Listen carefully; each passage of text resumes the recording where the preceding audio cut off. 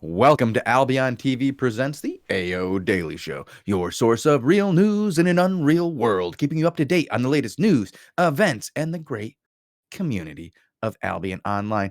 Today is Tuesday, the 4th of February, 2020. I am your host, Shozen, and joining me today is Bogul. Hello? Hello? Oh, guys, I don't know if you know this, but I am relieved this guy got off the plane.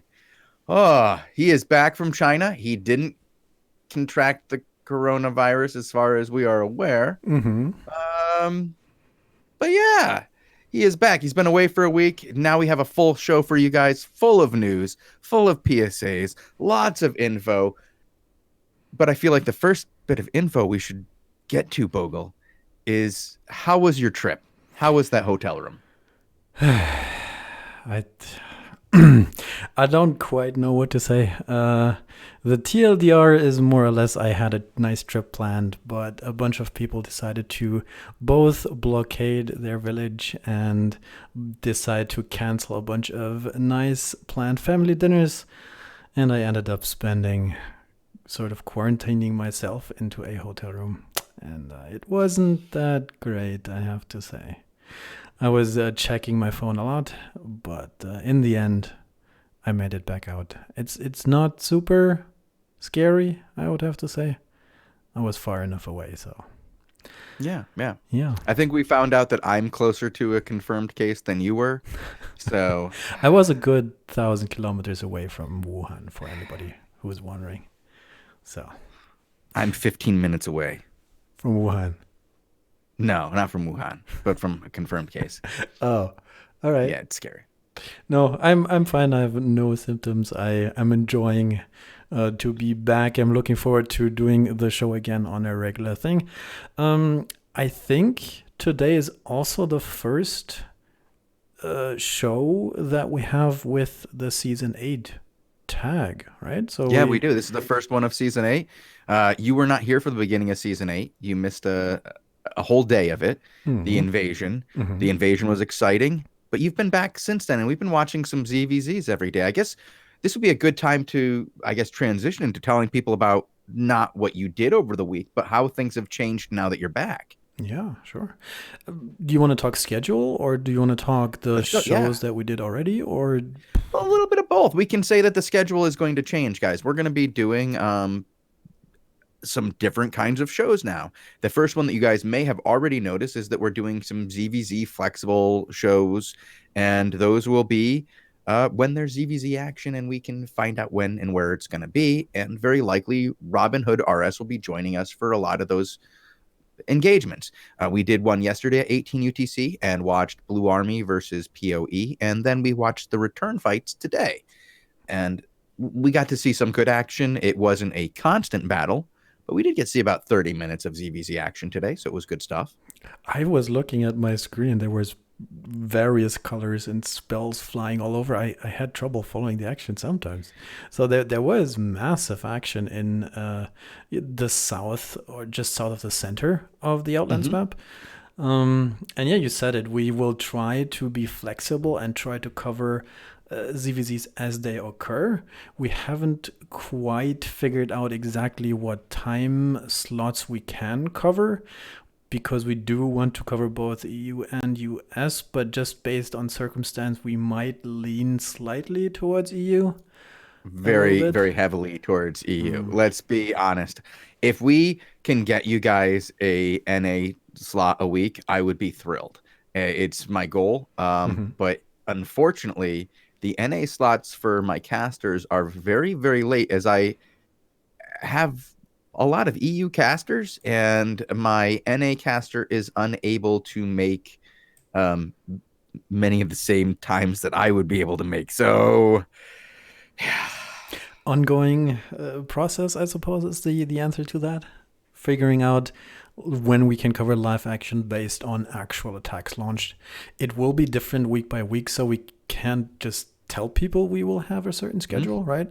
We will continue to have the AO Daily Show schedule, though. Yes. With one slight difference. We're skipping Mondays. Well, two slight differences. One is it's at 19 UTC, and we're not doing Mondays. Is the second one. There's two differences. I suppose the second one is actually big. Yeah, 19. We're Yeah, moving an hour back because of why?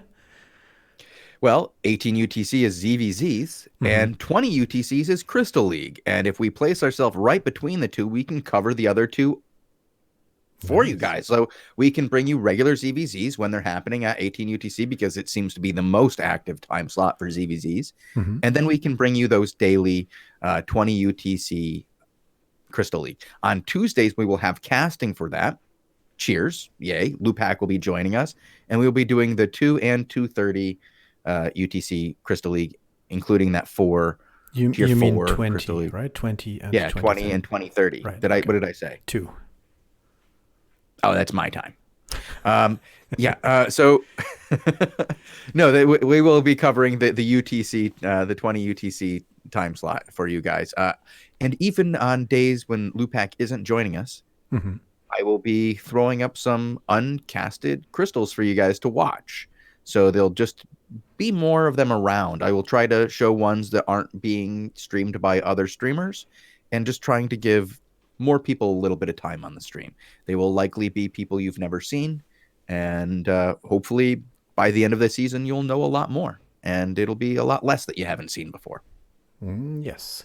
And in other terms, the rest of the daily show format will sort of stay similar in terms of content, right? We have some War Report episodes, we have some Patch Day episodes, we have some interviews, we have the great Shozen Fanfic Fridays. We will see what we can develop over the season. It will stay fairly similar to what you know in terms of content, but we'll try to shuffle around and progress this whole endeavor. And then in terms of new things for the season, we will also cover tournaments, the invasion, which is not super new, but that's going to be the same. The one new thing about that is Bogul will be there for all the invasions, I believe. So you can give shout outs to Bogul during the invasion. I know at least one of you will be thrilled about that. And then we will have the additional Crystal League tournaments, which will be covering every I guess it's once a month. We do a Saturday and we'll do the EU and NA portions of that. Or are we, wait, actually, no, are we just we're doing 2 EU time slots on that because the NA time slot is like at 3 UTC. It's pretty late. Yeah. That's 4:00 in the morning for Bogul. So the goal is to cover the highest levels of crystals, and these are happening once a month, and then of course the season finale at the end of the season. We'll hit that up too. Yes, so that's something you can look forward to in terms of schedule. Next week on Tuesday we might have something different than news, but today we thought we're back. It's one of the first episodes back on air, so we'll sort of have to do a recap, and you sort of have to tell me what happened in the last week since I was gone. First, I want to address something in chat. It's not Bogul who's the only one. I can't get a Lupac or anybody for a 3:00 in the morning thing. And unfortunately, I don't even think Tazik wants to do that, as it is his Saturday. He is a single college student living the life, and don't think he wants to eat up even once a month that kind of situation for him. So yeah, unfortunately for those of you who are hoping that we would cover the NAs, I don't know if we're going to do that, but I imagine there will be a lot of NA teams on a Saturday. We'll be there for the, what is it, 21? I don't know what the time actually is, but they're all later is the situation because they all occur. They're going to be in a row. It does make for a very long day. But yeah, we'll be just covering more content for you guys is the overall theme. And sorry for those of you who are hoping for more NA content. I just don't have it yet, though it is in the pipeline. It's in the mail. That takes a few days, as we know. All right. Okay. So then we figured out the schedule. We figured out that this is a regular thing again. Tell me about the last week shows and tell me about what I missed. Tell me about the last thing I saw was a Queen launch and then the day after. And then I sort of had to run already. And I think I missed quite a lot. in So that do you time. want to know about the world of Albion, or would you like to know about the stream? Because on the stream, what we did was very simple. I did interviews. I Hmm. just interviewed a lot of different players and tried to fill in the best I could with no Bogle. I gave a little bit of news, Hmm. which we can get to in just a little bit because I didn't really cover it. I guess we could talk about it. But mostly I just did some great interviews. My favorite one of the week was once again the Frank Sinatra interview. If you guys have not gone back and heard that one, that is the one I would recommend. The next one I would recommend purely on its entertainment value alone would be the top 10 countdown with Sucks and King Mojo. I guess I So those can are the link in Twitch chat. That's a link to a collection that is all of the shows that happened in the last week. And Mhm. in there, you can also find the interviews. Also, if you just check the VODs, there is, let's see, we had interviews with, who did you say? Frank Sinatra, Duratine Dell, former right hand of Ironborn, Frank Sinatra, GM of Sun, Sucks, King Mojo, Taradras from Handel. Did I miss anybody? I think I missed Probably. one of them. Shiro? Emiya Shiro from Black Order, yeah, a bunch of people. So it's if you're looking for some interview action, things to listen to, it's Shozen did a good job. Talk to all these people. Oh, thank you. Thank you. I don't know if it was all a good job. I did a lot of them. That was a quantity over no, actually some were really good. I actually was What? I have more interviews ready Mm-hmm. to go for you guys. My one gripe about that week was that I had been hyping the Gluttony SDS interview since before it was even in the can. Like I was just really excited to do this one. Mm-hmm. And he decided to bring Archer's Non Oh to my the god, interview. the And archers it now? was, yeah, it was terrible. It was Oh no. awful. And I'm not even gonna try to edit that. I tried to, Uh-huh. and I got about 15 minutes in and I had 5 minutes of interview and I was like, nope, I'm not doing this for the next hour, like of recording, not next hour of my life. It would have been like the next 7 hours of my life. So Gluttony, if you're out there and you would like your interview to be played on Albion TV, we're gonna have to do it again, and you can't bring Archers Non. It's just not gonna happen. Like I don't have that kind of patience. All right, let's get into some of the news though, Bogle. I mean, unless you do you really want to hear about what happened with the players? I mean, I'm I sort could of fill it in, but curious because when I look at the map, I see a bunch of new things there. I okay, look at the see an map. alliance view. I see a bunch of Yeah. swords. We covered a bunch of this in the ZVZ show earlier today. And Hmm. so I got a little bit of a feeling of what has been going on. But as far as I understand, there was a time frame where people couldn't capture territories. That is Hmm. over now. Yeah.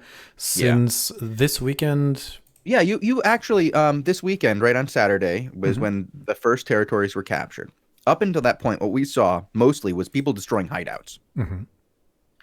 A lot of people had their hideouts destroyed. I don't know what everybody did as far as destroying hideouts, but I did hear rumors that Ironborn lost around 30 of them, and Ouch. I heard rumors that Squad or Squawk, whatever they are, destroyed about 30 of them.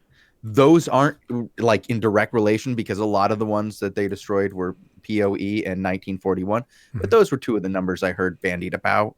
Now, I had heard from other people who were on the other side of those two numbers that neither of those numbers were correct, but you know how players are. They don't Yeah. always give correct information. The big news was is that up until Saturday, the only action was to destroy hideouts. The first 2 days, Bogle, lots of action destroying hideouts because everybody put them down the first day. The next day, you know, people knew that they were going to be there and they had that 20-minute window to destroy them. Hmm. Like on prime time, people were showing up to that. They were showing up on the map. Hot fixes had to be changed. Ways that, you know, hideouts are changed on shown on the map is changing, as you can see in our notes. Um, it was a brutal massacre for a lot of the guilds in the game. As the fallout has been, is that Squawk really controls the inner ring of the map. Hmm. Poe and PoE control the largest amount of the map, as they control the south, east, and south, and other places. They control a lot of territory right now. They are doing very well, and there have been a lot of back and forth battles between the PoE forces and Squawk forces. Yesterday, when we did the ZVZs, you watched PoE win, right? Mm-hmm. And today we watched Squawk win. Same time slots, same territories, alternate days, different outcomes. And that's how it's been all week while you were gone, between those two major forces. We've seen other groups making big plays, as we've seen Sun do very, very well for itself.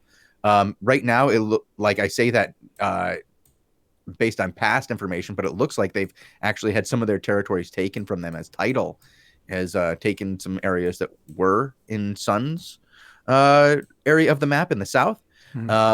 Going north into the west, you see Arch, and Archghanistan is huge.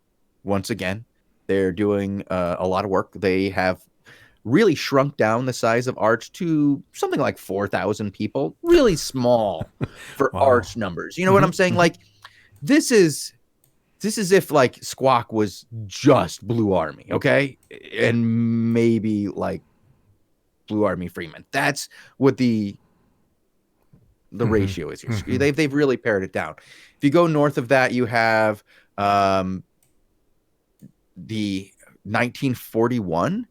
But I've heard already 1941 really expanded fast, took huge amounts of territory. If you look on your map in the west, they have a large, and like it's competing with PoE for the amount of territory. But from what I had heard, not a lot of people were fighting amongst, with them, except for in their home territory, where they had their home like hideout, like where they lived. And I believe that's in I'm gonna get this wrong, but I think it's in Bleach Skull, or in that area. So you're saying right that near Arch, even though it looks pretty one-sided at this point, it's probably hard to defend at least some of the edges there. Not only is it hard to defend, as I've heard, actually that's Bleach Skull is definitely not the right spot. They have a really easy to defend one. Like getting the I don't remember where it is. No, it's I want to say it's Avalanche Incline. Maybe is that it?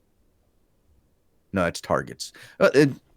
It's over there somewhere. But they had a hard time with it. The Take Care one, and they've been getting slammed. And I've heard rumors from sources that the alliance is in shaky ground already. Now, I don't know if that's true, because I really don't see it happening. Like I haven't heard of it breaking apart overnight, but that's the rumors, that they're on shaky ground. Yet they hold huge amounts of territory. The interesting is when you get to north and northeast, it's a real kaleidoscope, Bogul. It's a quilt. There's a lot of different guilds out there. And that's what I want to see the rest of this map look like by the end of the season. What I've seen in the first few days is that these big alliances cannot be everywhere at once. And during their prime times, they're in 2-3 locations at most. And there's so much stuff on the edges that other guilds and other alliances need to start pecking it off. Because if you just let them snowball and keep it, the outcome, like that everybody's going to say, is, oh, mega alliances control everything.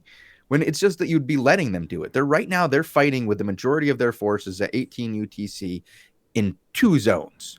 There are like 1,000 dudes Squawk in 2 and PoE, zones. right? Squawk and PoE, which okay. have huge amounts of territory right now. And they cannot defend it all. And you could definitely pluck off the edges of Squawk and PoE territories. Right now, 1941 has been hanging out in the center of the map. Where is it, Bogul? I want to get the territories correct. It's this desert in the south, like at 6 o'clock, Sunfang Ravine and whatnot here. They've been fighting with Squawk every day. Sex with X in Sunfang Wasteland and Sunfang Ravine. That means that all those territories... For Homeland, though. Yeah. So that means that all these territories are completely undefended. And somebody could be coming to peck these off. And the biggest complaint I've heard so far is that people can't get involved in them. And they're like, because of the smart cluster queue, we can't compete. What do you mean? You're nowhere near the cluster queue. The cluster queue is 17 zones away over where they're fighting Poe. Like, Yeah, if they cared about that territory, they'd come do something about it. But guess what? They would rather fight Squawk. And if you aim for three different territories with three different guilds out there, you could pluck some of these territories off of Squawk, PoE. You probably can't get them off of Arch. There's a lot of Arch. There's 4,000 Archman strong. They can't all fit in one zone. Okay. I suppose that's an interesting overview. I already spotted a few groups I want to follow. And I suppose we have to figure out a way in the next few weeks to... Why is this guy timed out? Cover, the developments there. We have been trying to look at the map, but it's a little tricky. And with there's no API solution yet, ideally. That should be something we might have soon, but we'll have to see how we can cover that kind of stuff going forward. But yeah, that is interesting. I still have to do a lot of reading. I saw the notes today about news and dev posts and announcement. I feel like we might have trouble getting this all through today. I suppose we can link and point to a few important things that are currently in discussion, and then sort of just let everybody know that this is ongoing, and then maybe link it.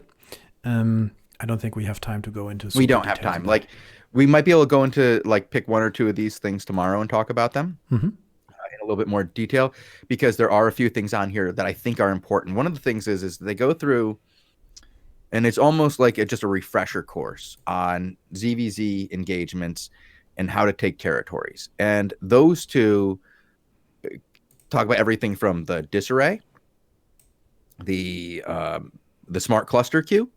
There's a lot of things. The targeting, AoE escalation, all these things are in there. And I think we need to go over those and talk about those. Okay. And the ones I saw is a sort of season 8 season points guide. I saw the guide to Zurich mechanics and the guide to territory claiming. These are the three ones. Yeah, those are the three that I'm talking. Yeah, like I want to talk about the season 8 points too. I think that's something that we should put into our time tomorrow, because we won't have to explain what we're doing again tomorrow. Everybody will already know, right? Sure. Yeah. But one bit of news that we have to do right now, Bogul, or we're going to have a very angry viewer, is you have to look at the rankings. The rankings. The season rankings, because this is a once-in-a-lifetime event right now. Why? Because Black Order is in second again? Or... No, it's Conflict in first. Oh. Conflict in first. Look, guys. Conflict number 1 Gamer Dad Guild. Gamer Dad's taken over the world one place at a time. Very well done by Conflict. We got to give them credit, because when they showed up the first day, it was kind of silly. Ha ha ha. But they've been here since. Well done. Doing first place. They're in an alliance too. They're in Squawk still. Yep, and Squawk has 1, 2, 3, 4, 5, 6. Oh. 6 of the top 10, 7 of the top 11. Oh. So how's that point split working, guys?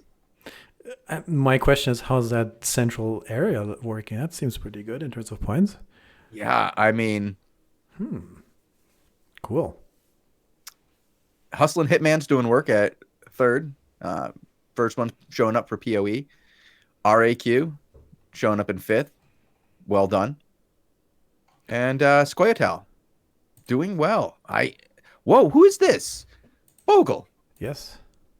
Number 10, Iron Hand. You ever heard of Iron Hand? No. Iron Hand is a member of Arch. I suppose that's something we can also talk about, that we want to know more about certain guilds. And one way to do that in the future is something you practiced in the last week, is doing interviews. So maybe if this continues, we can do an interview with some of the upcoming guilds. We already have a few scheduled, so not just talk about Blue Army all the time. Yeah, we're trying not to do that. But I'm going to be honest, guys. If you don't want to hear about Blue Army, I apologize because we're going to talk about them a lot over the next few weeks, I imagine, as they are the ones fighting for the inner circle, and we will be covering those 18 UTC time slots, which they are very active in. If you out there have a tank or a shot caller you would like to have us follow at 18 UTC or before 18 UTC, as the case generally is, please let us know. We want to cover more fights. We really do. We have Zorn. We have Crimson Imperium Reborn. We have Sex with X. And I believe the other one we have contacts for our, well, I guess Blue Army. Yeah. But like, that's about it right now. So I think we have like 2 more, but yeah. Okay. We need more. Oh, well, That's the point. we need more. We need more. Yes. Okay. Yeah. Figuring out what's going on. Yeah. Let's go through a little bit of news. Just let's do a rundown of the news, Bogle, before we head over to overtime, because last week we had a lot. We had Korn proposed the hideout travel system. What's that? This is not. I was going to say it's a little much, and I can't go over it. That is a lot. Wow. Yeah. It's a lot. But we can link it for everybody to give a read on. I don't want to, spend 15 minutes on it right now. And if I spent less time than that, I probably could not give you guys a good understanding of what's going on. I think the TLDR is that depending on where you are, there's if you die, you end up in certain places, or if you suicide, that are not ideal depending on what you intended to do. Sometimes that comes with a lot of traveling time. For example, if you want to go back, tend to your islands and do stuff in the Royals, for example. And the way the locking or the respawning currently works is not optimal, and they're trying to sort of reshuffle that so that there is a way you can do some of the Royal gameplay without losing access to it. We will cover this in more detail once it's sort of not a proposal official anymore. Yeah, like once it becomes a system and we actually know what's going on, because I've seen we have this in 2 different forms actually. We have the short and the long version. Mm-hmm. So it does come up a couple of times. So on Thursday we had let's see, the arena stats glitch has been fixed. That was just a hot fix, right, Bogle? Yeah, I wanted to show that because it's funny. Okay, go ahead. It's basically somebody asking on the forums, hey, there is no more arena stats. What's happening there? And Neve asked that, and then the good guy Amoebius went in there and says, well, they will be coming back soon. They got removed. And then the good guy didn't see that he has this little blue tag, which is an official tag. He's part of the Q&A team, and basically says, hey, I work in QA. I just walked over to the other office and asked them. And then they're like, oh, all right. And it's just a nice interaction I wanted to. Yeah. Good choice. So we have a poll on the disarray debuff where you can let your feelings be known on that. My feelings? Yeah. How do you feel about disarray? Where should the relative impact of disarray be for different fight situations? Small impact on 20. That has to do with the current balance of the disarray debuff, and I know there's a lot of discussion, and people are actively trying to figure out how to ideally utilize these zone mechanics to their advantage. And that causes a bunch of discussion. And I think that's a information gathering effort. So if you have some opinions there, make sure to tell Korn about it. And then we have some community content, don't we, from Friday? And this is a contest we have coming up or ongoing, right? I suppose we should tell everybody about that. Yeah, that's pretty important. Yeah. Requiem for the Old Outlands. Yeah. Do you want to tell people what that contest entails?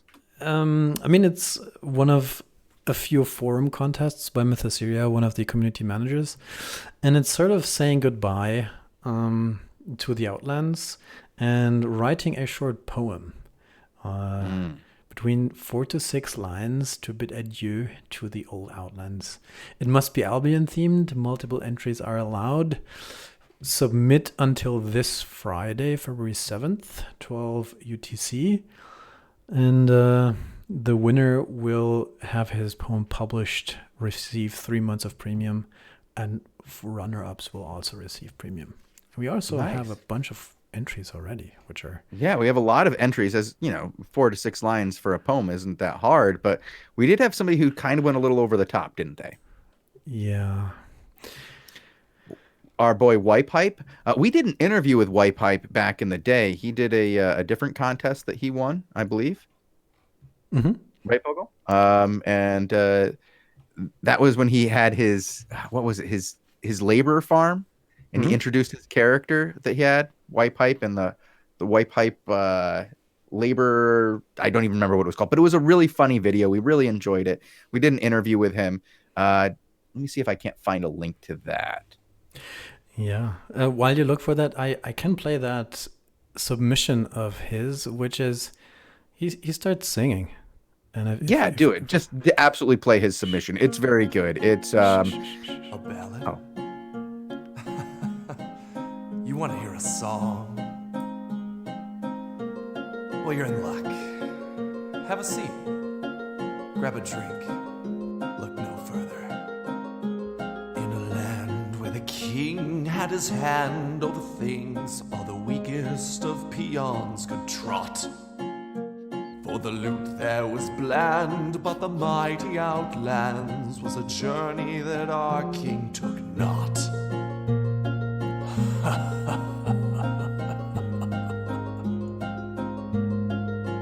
Oh, we mounted our wolves and we ran through the night, never knew which spilt more blood or ale. For if thy heart of wax fell upon my great axe, how the heart of the forest would wail. There's a rumor in town of a new land around, one much larger than we ever knew. As we bid thee adieu, friend, I know I'll see you in the outland that waits us anew.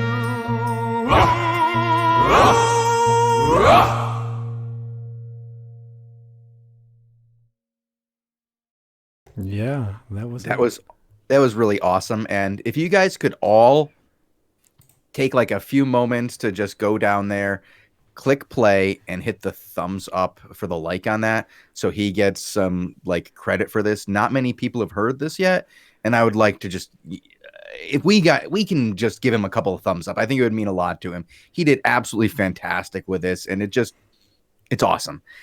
And he might be disqualified. It's definitely more than 6 lines, but it's still really good Albion content, and he deserves something for it, even if it's just our admiration and love.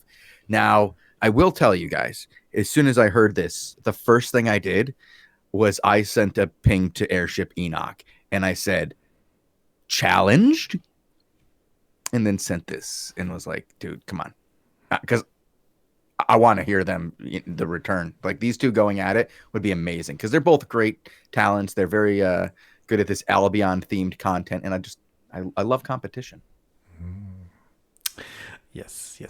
I thought it's I'm worried he will get disqualified, but at the same time it's a very strong entry.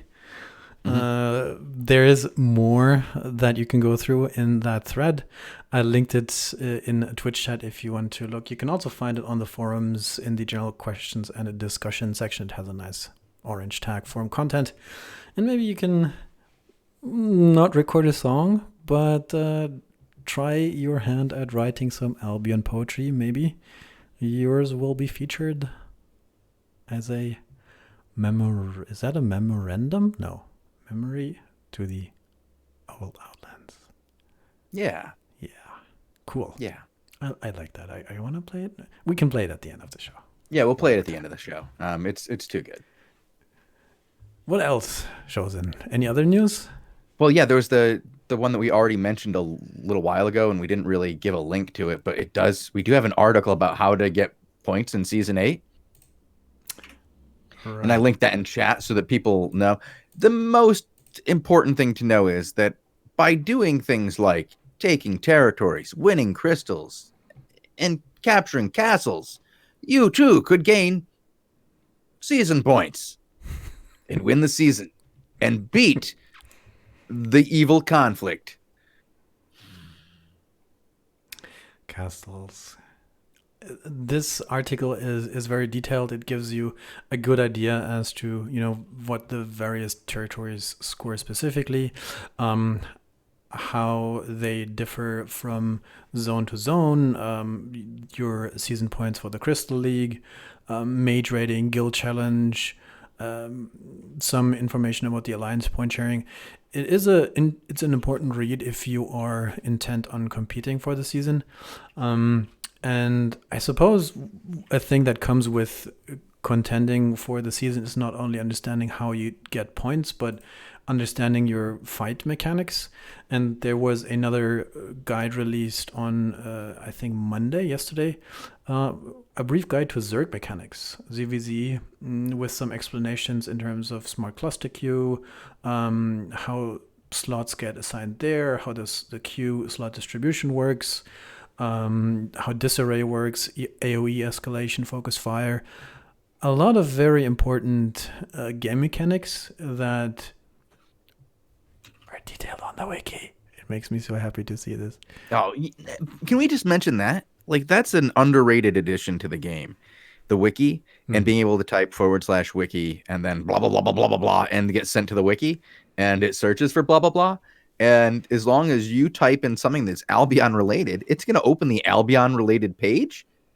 It's pretty great. It's actually, I'm going to keep reminding people about that as often as I can. PSA, /wiki in game will send you to the Albion wiki. It's kind of amazing. It's wiki. Now, if we can just get that for the AlbionOnline.com. Wiki.AlbionOnline.com. And, I used to spend a lot of time do that. But you know that you just type wiki in game now, right? Yes, but you're not always in game. Of course, you can do /wiki space and then add the disarray or are there things, and it opens from the client. Yes. But I kind of wanted to plug the wiki and give a shout out to Clementine and the guardians from the wiki who have been really hard at work to put this together. And it just I'm just very happy to see it as part of a news announcement directing players to the wiki, which is something I was like, trying to get in for like a year. So it makes me very happy. Very happy. We are hearing, I'm going to interject right now because we have one of the big guild leaders of the game right now, Starseed, saying the cluster queue is garbage. I suppose it's preventing massive server death / zone caps, but it seems to be incentivizing bringing larger numbers in order to get that 140 versus 200 cluster queue fight. I hear you, but I like it more than not having it, and I feel like it's allowing for more fights than not having it. Now, could it use some tweaking to encourage a different size fight? I would love to see that, but I think that's going to be encouraged more with the disarray debuff, is it seems like they're trying to disincentivize having 100+ people in the zone by making you very vulnerable at that point, is the word on the street. We knew that with Queen, this would be the baseline version, and that we would have to basically deal with a month or so of balancing, which I suppose is a key word to talk about balancing, because we have just a few hours ago Retroman going through the forums and posting some information on the NDA balance thread. That it's some changes that are currently in testing. Again, over the coming weeks, these might change, and it's just a way to give a fair warning to everybody, as in terms of guessing what could change. based on experience, some of these values change about every week or two, basically after balanced playtests. But it's a way to ensure that people sort of know what's coming. And I can link that. And then you can take a look if you haven't seen that yet. There you go. Well, Bogle, I am currently looking at the time, and we're really running out of time here, so we barely have time to give a shout out to the last two things that we have here. Well, the Carnival Challenge is back, Bogle. Oh, we forgot that. Right. I suppose. I want to do that, and I want to talk about the recruiter real quick, and then mention briefly the invasion, and then we got to go. So let's show that Carnival Challenge real quick. Let me find it. Okay, you start talking. I find it. Yeah, the Carnival Challenge is one of my favorite because it allows you to get that Jester skin. And not only is there the Jester skin out there, but maybe one of the best mounts that you can get, the Terror Really? Bird. Why is that the Run best people one? down? It's for running people down, Bogle. Do you know how hard it is to get really away from ugly. people? Bogle. Looks aren't everything Sure. when it comes to war. Right. Okay, right. Fun Stealer says the best mount is the Frost Ram. Don't know why. Sure, why not? Give it to them. But the run them down with the Moa Bird is pretty great. I gotta say, it's pretty enjoyable. You dashing through mobs while they're getting tagged, and you're like, and it's fun. They are expensive though, because they are so darn useful. Let's see, what else do we got? We got the Refer a Friend Steel Plate Cougar skin, which looks sweet. Oh yeah, we got to talk about carry weight too. There was we don't even have it in our notes, Bogle, but there's a message out there on the forums about carry weight, and carry weight being applied to you from your mount all the time, even when you're not on your mount, except for carry mounts. Like the special mounts like oxes and mammoths and stuff like that, you wouldn't get your bonus weight. But if you were like had a horse, right? Mhm. And you're riding around on a horse and you get demounted, now you'll keep your carry weight and you won't just be a gatherer standing there going, well, this is fun. Interesting. I really wish I didn't go overweight right now. But it sounds like things are going to change for that. And that's a really interesting change right there. I'm enjoying it. So it's not really It does have out yet, nothing to but- do with the referral season. no, it doesn't have any. I was reminded by the The cougar? How? yeah. It's a mount. It's a mount. We just talked about the terror bird. Whatever. It looks cool. You can get it if you refer a friend. You can get other cool stuff as well. And that's the plug we have to do from corporate, right? Is it? Do we have to? I No. want one. I'm Bogle. Yes. When I heard that the Refer a Friend lasted 2 months and that I could go to PAX and make friends and give them my card and tell them to definitely sign up under my Refer a Friend account, I was pretty happy. You're going to PAX? I am going to PAX Oh, cool. East. I will. East.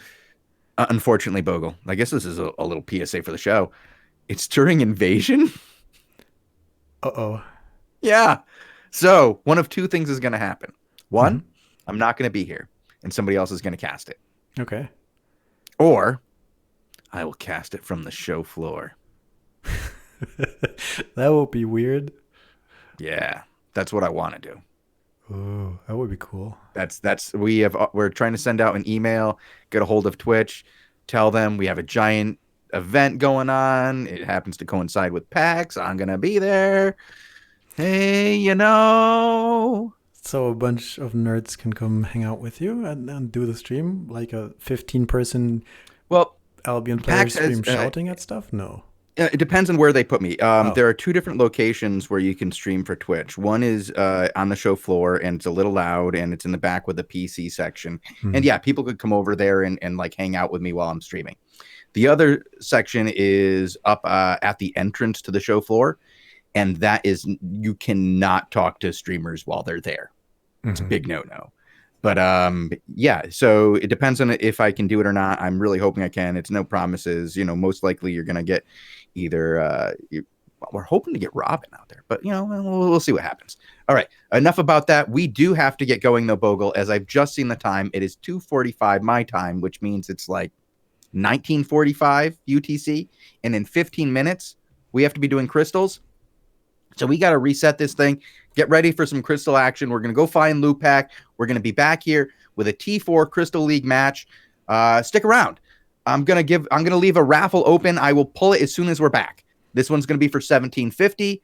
I already pulled 2 750s. I hope you guys saw them because the people who won already claimed them. There will be a raffle pulled as soon as we come back. Thank you. When are we coming back? Because I don't quite know. In like 5 minutes? What's the plan? Yeah, we'll be back. We'll probably be back 5 minutes before. So in about 10 minutes. Okay. We'll be back in just enough time to introduce the show, tell you guys that we're doing crystals, find a crystal match, and then head out. All right. Yeah. And that's the show for today. We will be back here tomorrow at 19 UTC with the AO Daily Show. We will probably be here earlier, trying to cover some live ZZ action at 18 UTC-ish, probably earlier with a delay.